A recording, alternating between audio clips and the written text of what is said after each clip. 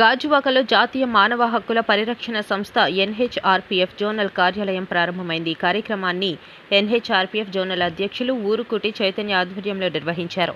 ఈ కార్యక్రమానికి ముఖ్య అతిథిగా సంస్థ చైర్మన్ టిఎస్ రామచంద్ర నాయుడు, విశిష్ట అతిథులుగా managing director D Subbarao, executive director K Madhavilatha పాల్గొన్నారు. Vande Bharat blood bank Vinod Balu, union bank manager Kiran, Gajuwaka యువత నాయకులు, అలాగే జోనల్ సభ్యులు, జిల్లా కార్యనిర్వహణ అధ్యక్షుడు ఎం గోపి, రాష్ట్ర సోషల్ మీడియా సభ్యుడు జి రవికుమార్, కార్యదర్శులు హేమద్, కనకరాజు, అల్తి మురళి, జొన్నడ రమేష్, మహిళా సభ్యులు జ్యోతి ప్రభ, వెంకటలక్ష్మి తదితరులు హాజరయ్యారు. కార్యాలయం ప్రారంభం అనంతరం ఉచిత మట్టి వినాయక విగ్రహాల పంపిణీ కార్యక్రమాన్ని చైతన్య చేతుల మీదుగా నిర్వహించారు.